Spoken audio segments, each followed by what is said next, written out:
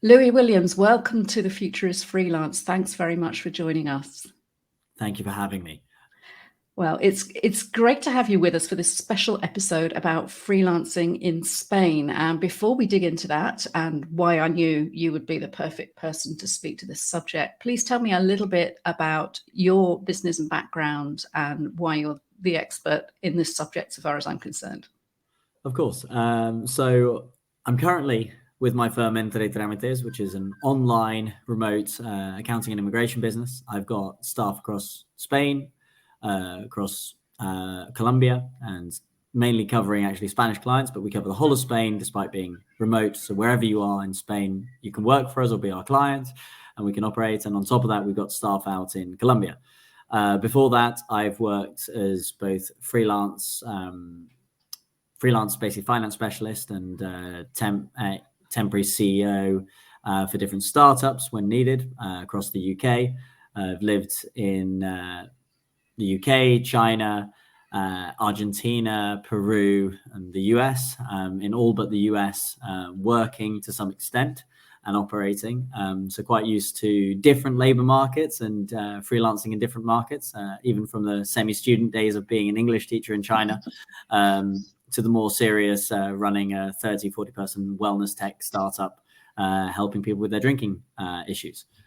So been back and forth on that and got very used to working with people remotely and working with both kind of contracted freelancers who aren't really freelancers, as well as, let's say, genuine freelancers who you're paid per project. So quite used to both being on the buying and selling side of this equation. And we have lots of clients as digital nomads and everything operating with us, or remote workers more like than digital nomads. I feel digital nomads a bit of a misnomer within this, whereas people actually tend to remotely work for clients, and actually people tend to like having a home base. The number of digital nomads is pretty small. But yeah, so I've been both a freelancer and contracted plenty of freelancers on the other side. Yes, and as a freelancer, you're somebody I trust to help me navigate through all of the admin background in Spain, which can be quite complicated. I've been here for a long time in terms of being a remote worker in Spain, but it's taken me a while to find somebody who I think really understands the international context and what it's like to be a remote worker, a digital slowmad in Spain in 2023. And it's also an exciting time for Spain right now because we have lots of legal changes to what has been a somewhat fossilized admin and accounting background situation, I think it's fair to say. So would you agree with that, Louis? Do you think things are changing in Spain? 110%. I mean, the thing which is very interesting is actually, let's take back 20 years, 30 years for a second. Let's not go immediately back to the recent past, but actually remember that going back 20, 30 years ago, you didn't use the phrase Spain, France, and Italy together. You talked about Spain, you talked about Portugal, you talked about developing Eastern Europe.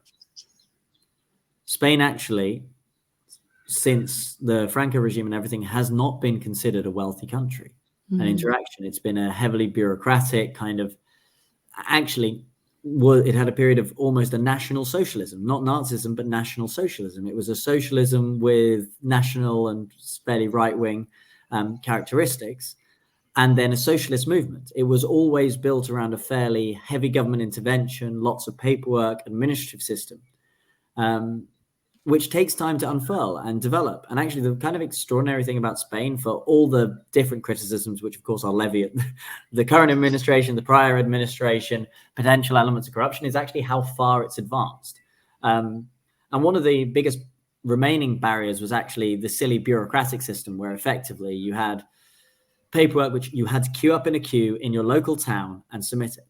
One of the most extraordinary things which has happened is actually they've changed from that to you can do almost everything online, which makes a massive increase in transparency on submissions. It makes it way easier to follow up. And it's not like you turn up in an office and then you hear, well, we've lost your submission paperwork. What do you mean you've lost my submission paperwork?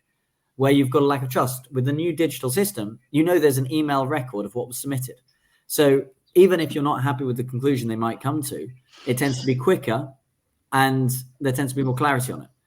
And in light of that, to give credit to the socialist government at the moment, they've made a pretty extraordinary two immigration reforms actually, in the last year and a half.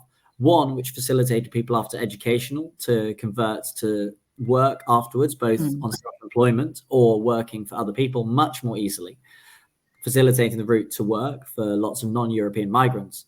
And then on top of that, the other part is with the startup law coming in now, it's actually loaded up with digital nomad visas and other elements, which actually enables remote workers to come and work from Spain, take advantage of the good climate, the infrastructure and everything else, but actually live here. And the digital nomad visa arriving in Spain is critical because although many other countries have got digital nomad visas, there are very few countries which actually have so many people who would like to live there. And Spain is a clear tourist destination. People want to go live, enjoy the life there. So if you have the ability to work remotely, that's a significant improvement. Previously, we were talking about 9 to 12 month delays on getting an immigration visa. We're now talking about with the digital nomad visa being able to do it 1 or 2, maybe even less. Yes. It's an extraordinary improvement. Now, there's still plenty of hoops to jump through, but I would say that on the freelancing side, it's got lighter. Now, we can talk about tax and social security burdens and touch on those, which are a bit trickier, but it's definitely got easier. If you've got clients outside of Spain, if you've got where you can remotely work for, freelance life in Spain is actually potentially a quite attractive scenario. Yeah, and it's, as you say, it's something that lots of people have wanted to do, particularly speaking for us as Brits. Even if we've been here long enough that it doesn't apply to us, it's now much more difficult for people to simply come and bring their work with them until we had the digital nomad visa. So I know a lot of people who've struggled to get the autónoma, the freelancing visa over the last year or so and been declined because they haven't had a robust enough business plan. And now finally you can just say, I've got an income. I want to come and spend it in Spain. Let me in. And you're here. And in practice, many people were using the non-lucrative visa and using it as a digital nomad visa, even though they had to sign a document saying that you wouldn't work, which is a bit absurd, right? But yeah, the digital nomad visa is a clear breakthrough. Definitely. Obviously, it's coming off the back of a lot of other digital nomad visas around the world that we've seen exploding over the last 18 to 24 months or so. One criticism of these visas, which I think you could definitely say applies to Spain, is that they're not really aimed at digital nomads at all. They're aimed at resettlement, at people wanting to come and work here as a remote worker for at least a year or so, and ultimately as a path to residency. Is that how you see it being applied? So it's an interesting one. I think yes, I see it as being applied as that, but it's also a more realistic reaction to what the market is. If you think practically, countries tend to enforce their tax systems and immigration systems based on people who reside in a country for more than 6 months. If you're hopping between different countries and you pop in and out, with the exception where Europe's a Schengen area, so you can only spend basically 6 months under most nationalities within a year in the whole of Europe, not in one individual country, which is a slight consideration if you want to be a digital nomad running around Europe. Where this is, of course, useful for you. But actually, in practice, digital nomads didn't require a visa. Most of them could arrive on tourist visas and operate because they never were registered in any particular system. They tend to be registered in where their home country or prior country was. And because they never spent more than 90 or 180 days in any of the countries where they passed through, they really didn't need a visa.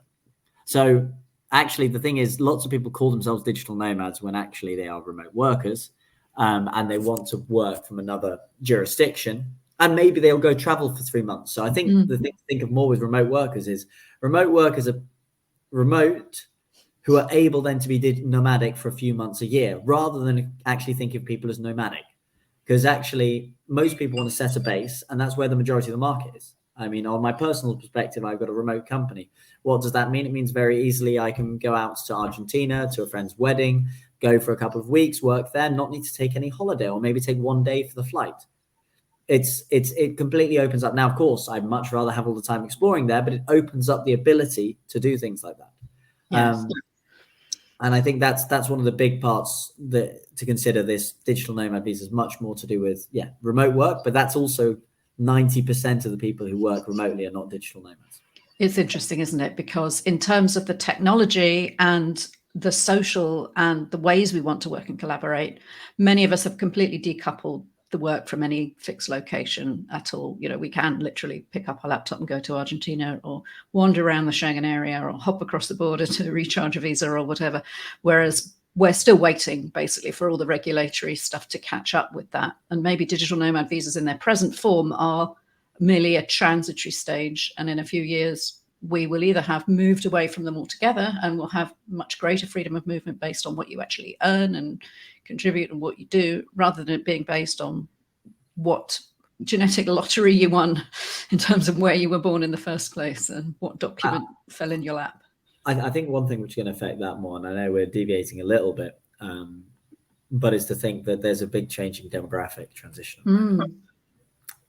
Many of the developing countries that we see in reference to are getting richer relative to the developed world every 10 years. You close the gap by 15%. If you close the gap 10, 15% every 10 years, what's the ending result of that? The ending result of that is the desire to be permanently, potentially based in another country, away from your family, and your contacts might be less. The other thing is demographically, as Europe gets older, and the US to a degree as well, there's an increased need for migrants. Absolutely. Yeah. And a younger generation that's never known a non-digital work environment that can pick up those skills and bring them wherever they want to use them. And with more digital and remote work, it would remove part of the competitive barrier of why you need to be located in certain jurisdictions in certain countries. I could see remote work potentially, I think globally for the world, it's going to be a fantastic improvement. But one of the effects that it might have is actually a lowering of the living standards for professional workers whose work can be done remotely in wealthier countries as competition rises from the developing world. It's very similar to what happened with multinationals. Previously, multinationals out in Asia would be hiring Western officials to take control, lead it even into graduate programs. And now they hire locally because educational standards are actually very good in many local markets. And so the difference becomes less. Yes.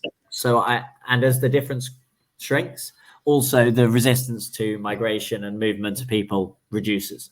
That we need more people to support the pensioners, and that will likely lead to, yes, much freer movement between countries of working age people. Definitely. Otherwise, we're just going to end up with a generation of geriatrics in Schengen and nobody coming in and contributing to the tax base. So yeah, things will have to chill out a bit, but we're moving in the right direction, hopefully, by unlocking the work from specific locations. Then eventually the paperwork will hopefully catch up. More and more people will be able to make the choice that we've done, and many others, to come and live in Spain and bring our work with us. But one of the things that often comes up when we talk about freelancing in Spain is people say it's an expensive and difficult place to freelance. Now, visas and things aside, we've got access to the digital nomad visa, or whatever it should be called. One of the things that people criticize is the high social security bargain. Could you speak to that at all? Do you think that's a fair criticism? I think it's a fair criticism for some earners, lower earners within Spain. I think the issue that you have is, I often hear this criticism much more coming from people from the, let's call it the white Anglosphere. So the UK, US, Canada, Ireland.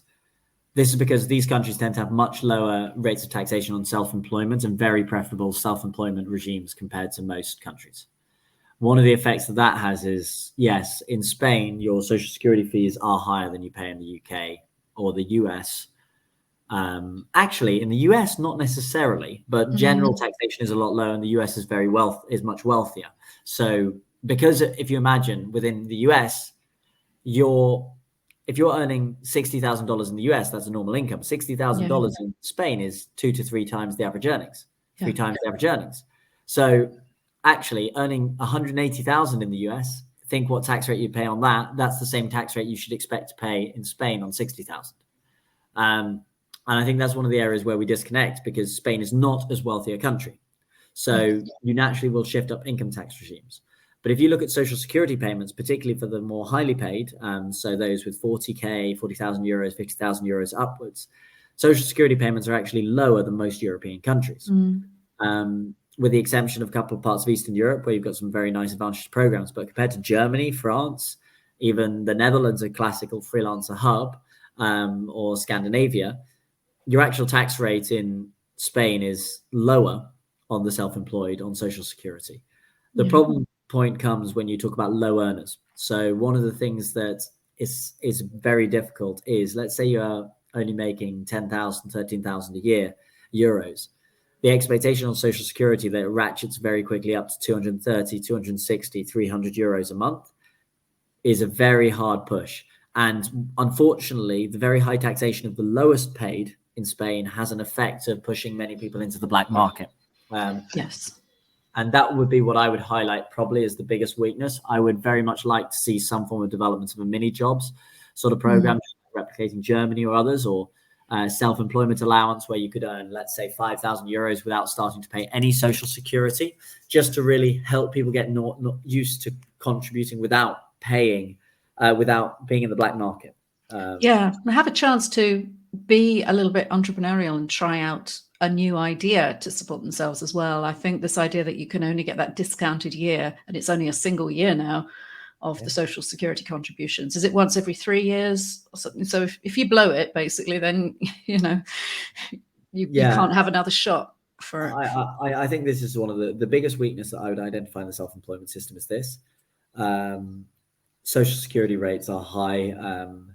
And I mean, it points to the other weakness which you have in Spain, which is a completely unfunded pension system, which is actually by European standards very generous, which none of the Spanish ever believe. But actually, it's one of the most generous relative to average earnings state pension systems in the world.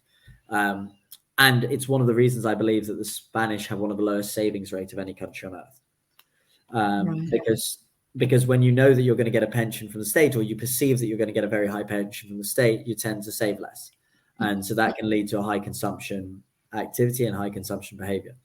And many people, everyone always says, no, it's because they're lower earning. Well, actually, Spaniards today, if you compare to 30 years ago, are twice as wealthy. But there is that sense of, I don't know, there isn't much encouragement to save that you might see in the UK and other countries where there are tax incentives to contribute independently to your retirement savings and things. Here, I think there's more of a sense you might as well spend it. Yes, completely. And the only thing they make it easy for you to save money into is in property. The other thing in Spain is it's actually quite a good place for if you've built up wealth, because as long as you've got a good lawyer, you can often avoid the wealth tax in practice. And the dividends and capital gains tax only caps out at really 23% or 28% of the very highest, compared to dividend taxes of almost 40% in many other countries. So you actually end up with a system where low earners savings is not necessarily incentivized, high earners are. So I would say the biggest and trickiest group is, let's call it small startup entrepreneurs, small startup freelancers, and small responsible savers. Those who want to build their initial small savings pot. They're the group who I believe within Spain need the biggest help. And that's the weak point that I would see that, and you can potentially talk about educational funding. But if we look at a comparative, that's the areas. Now, on the bright side, infrastructure is fantastic. It's very safe. You end up with, the climate and everything else that we talk about obviously is given. Internet signals are very good. Spain has a lot of big positives, but it does have a slight issue structurally when it comes to, and this unfortunately forces far too many people into the black market. So you have a bizarrely innovative black market in Spain, where lots of innovative want to get going. Small entrepreneurs actually end up taking part of their earnings in black, and that's not healthy for the development of a good market economy. It's a very difficult thing culturally to get back from, isn't it? I think it's so ingrained into the economy. I know they're trying to crack down on cash transactions at every level. I mean, you can't even spend cash in any meaningful amount, but even the fact that a decade ago people were buying half their property in suitcases full of cash and things like that. It is changing, but I mean, you can think of the robberies and everything where people didn't want to declare their safe deposit boxes because they were all with black market cash, which they'd never declared. I think the one thing to give credit, and the reason I always like to relate back to thinking of Spain 30 years ago, maybe 40, 50 years ago, and think of how amazingly it's changed as a catch-up, where we associate it now with France and Germany and Italy in the same conversation, is, and even, I mean, look at Italy. Italy has stagnated and Spain has basically caught up with Italy. Italy was as wealthy as Germany. We forget this within the relative performance levels, and Spain's done a lot better quality-wise. the element within that, and that's why I say work in progress, is if you go back to the UK in the 1970s, if you go back to the 1950s when we still had rationing at the beginning, the level of black market activity and the normal amount of everything passing cash in hand, informal books, secondary ledgers, this all existed in the UK previously. It still does to an extent. There is still a black market ledger. It's much reduced. But I'm not as pessimistic on Spain, and I see the difference in behavior between, call it, the younger generation and the older generation on this, that they will develop out of it. And the really nice thing is when your economy gets kind of cleaner, you get a really interesting effect, because as people start contributing more and people start playing more cleanly, competition in those markets works a lot better, because sectors previously which are dominated by black market money, so you couldn't compete legally, suddenly that automatically excludes a bunch of entrepreneurs who want to compete legally. And lots of them therefore do not go into entrepreneurship. But as soon as businesses effectively go legal and industries go legal, lots of people who you would otherwise not think of as entrepreneurs or come and enter into the market.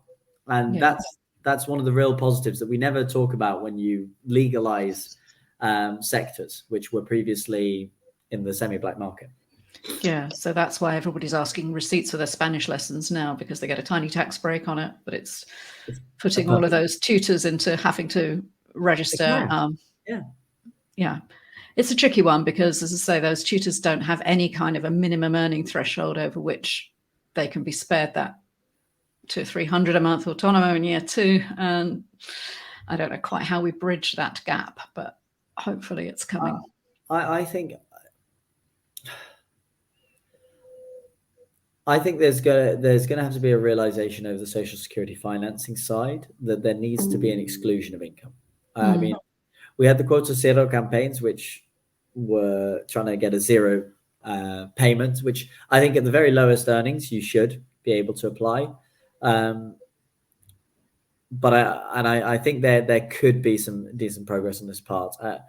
We've seen some green roots on it, and if growth accelerates now coming out as actually things are looking up in Spain relative to other countries, I wouldn't be too pessimistic that we could see further reforms on the autonomo part, particularly to really get rid of this black market economy. Because if you get it legal and you're taking, even if you take half the tax you did before, but now it's legal, you suddenly transform your tax take and you can pay for tax cuts in the other areas. Yes. And that's better for all of us who are paying. Exactly. It can lower the general burden on the rest of us for compliance. Yeah, no, that makes total sense. So overall then, Spain's looking like a good place to be a freelancer, a digital nomad, provided you're not on the lowest income. And if you can use the digital tools and collaboration industries that we have available to us now to get out of the really low paid kind of coaching and things like that, or language tuition, which have frequently been driven to the bottom by academies wanting to only pay temporary contracts and things like that, then there is real scope now to put down some roots in Spain and enjoy a great lifestyle here as a freelancer. Completely. And I'm really happy you mentioned coaching, because although there are some very successful coaches, it's quite a dangerous path for many who can buy into it on the freelancing side. And one of the unfortunate parts are that you start thinking you do it, you can get a very good pay rate for maybe 3-4 sessions. But the problem is you then realize that you can't actually get enough work to really justify and make it work. And so then you spend and you feed money back into other coaching courses who then charge you more money to actually do it. So actually, one of the things, a lot of people look for life coaching as a way out. And although there are some very good life coaches out there, I would pause to thought if you're thinking this is your first freelance venture that you want to get into, and look for potentially maybe semi-freelance contracting for direct projects, building on skills you previously worked at work, because that can be far more profitable in the short term. And then maybe over time you can build relative life coaching businesses. But I have encountered this quite a lot because we deal with a lot of freelance clients of life coaches who really are struggling to make a good income. Actually. Yeah, it can be, particularly in the digital nomad space. You can have an awful lot of people coaching each other on how to be digital nomads and no actual external income feeding into that network, then it's ultimately not sustainable. So leverage the skills that you've got from whatever other industry or background, find a way to make them work for you remotely, entrepreneurially. There's bound to be something you can bring to the world, and it really is the whole world now. And moving on from freelancing then to the next stage up of business entities, the reason that you and I met, Louis, was talking about Estonian e-residency, which I know is something a lot of listeners to this podcast are interested in. And it's something that I know that Spain is a huge growth area for the e-residency program at the moment, which is great. But I also know a lot of other people have bumped into the whole issue of, I'm a tax resident in Spain, I want to have a business entity that's resident in Estonia. How will the Spanish tax office react to that? How do I present that? And what case do I make to stop it becoming a Spanish business? Great question. So one of the things that we've got, and okay, now we're going to go into the boring world of tax, but on tax, there's a very fundamental concept. It's called substance. What does substance mean? Substance basically says, where are you and the things which make up your business? It's all very well and good that you've got a registered business in Estonia, in the UK. Hey, if you want it in Dubai. But what matters is the work which is being done, where is it? The reason you see tech firms hiring lots of staff into Ireland is not because of the good weather, but because in order to have the staffing that they need and to be able to get the corporation tax rate, they need to have enough substance or workers in that territory to justify the allocation of profits to that area. So why is this relevant? Well, if you're self-employed and you're working from your computer, you might think, hey, it's a great idea. I'll set up a company in Dubai and pay no tax. What happens under this scenario? Well, tax authorities is very clearly established. What actual operations do you have in Dubai? When they realize it's a one-person firm or two-person firm and you are located in Spain operating, or you're located in Germany or France, they'll say, well, look, actually your company is German, Spanish, or French, wherever you are located, because you and your laptop are the factory of your business. And this is a very important concept because many people think, oh, well, I can store lots of money over there. Now, am I saying get rid of your Estonian OU? Oh, no, not at all. There's a good reason to keep it. Good, I want to keep mine. Yeah, there's a good reason to keep it because it is fantastic for giving invoicing structure, giving you limited liability protection. But what is the risk? The risk is if you accumulate profits in that company, the Spanish government could declare that that entity is really Spanish and you owe corporation tax plus fines on the profits in it. So how do we get around this?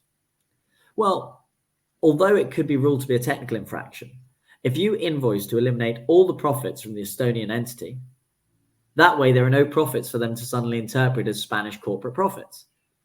You set up a self-employed, invoice out the income which you've built up in the Estonian entity, and from that, there is no tax liability, because you're already paying your liability as self-employed in the country where you're based. And this can work very nicely if you are a remote worker. And let's say you're a freelance worker, you're saying, I'm going to work from Spain for 2 years, then I might move to Georgia for a year, then I might move back to the UK, and then I might continue on till Australia. Who cares? Like wherever you're thinking you want to, or Bali or Thailand. And the Estonian entity allows you to keep a clear structure, a constant business address for the other countries. This is the area where it comes into its own. There's also a big advantage when we talk about e-commerce stores, but that's a separate area where if you're looking to launch e-commerce stores, Estonia's got a very nice system associated. But critically, you should not accumulate profits in these entities. Once you are stably living in a country, do not build up profit in an offshore entity. So wherever it is, and if you don't do that, you're safe and dry. That's why some people have the mistake of thinking they can set up an Estonian entity and that's a great tax saving tactic. Right. Unfortunately, that's not quite true. There is some advantage on pushing through some expenses, which might not be deductible in other jurisdictions, but the bigger benefit is limited liability and a clear, reliable address where you can invoice clients consistently, no matter where you are located. Yes, and just the sort of admin overhead, I think, of doing business in Spain. Even a firm with as fair pricing as your own charges a lot more to do the tax return for a limited company than it does for a self-employed person, and it doesn't compare with Estonia. When you're a one-person band, it's too much to pay for limited liability. Exactly, and this is a really nice thing you touch on this, where when you're looking just for limited liability and protection and the ability to have a consistent invoicing address, it's a great solution.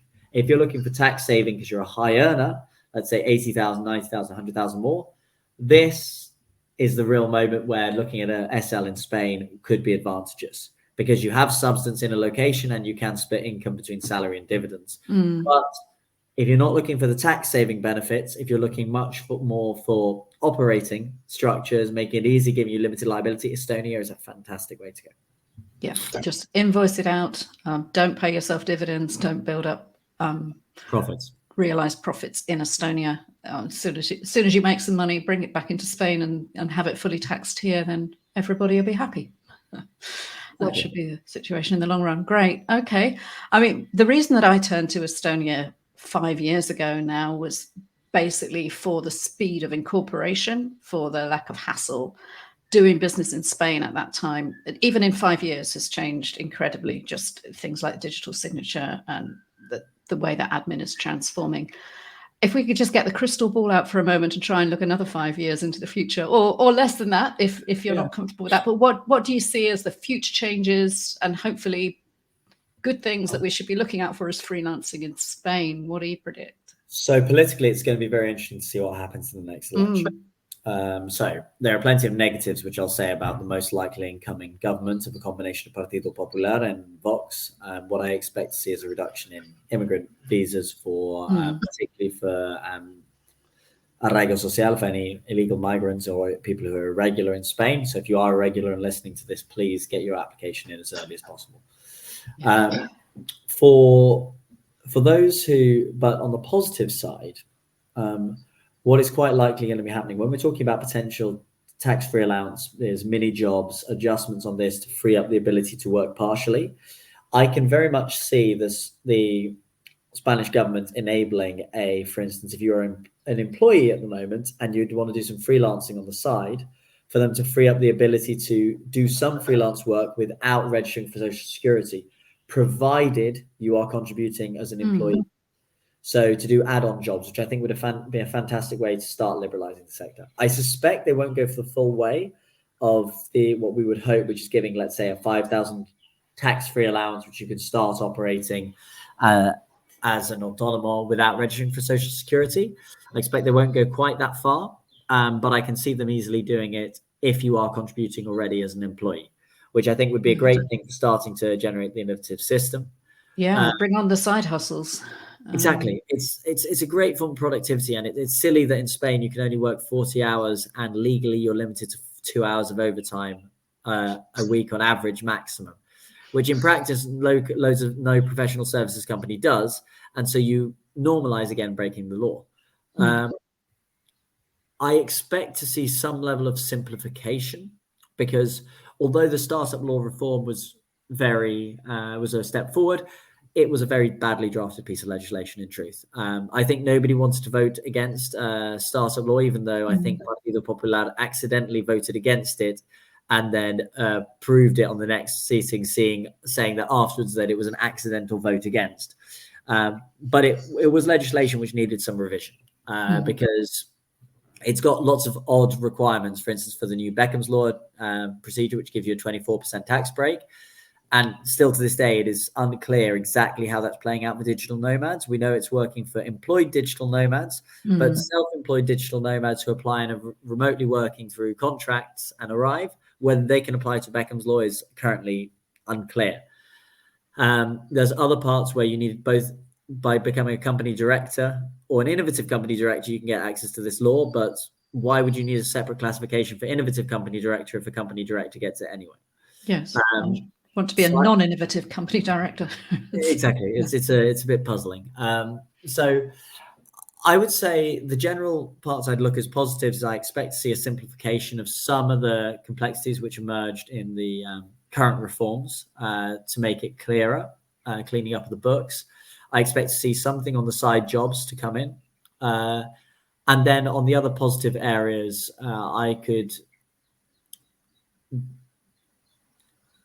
there's the hope that they would add a small VAT exempt threshold where you can start operating. I think that's unlikely as the Hacienda is currently advancing. I think e-invoicing is still a long way off for a lot of small providers.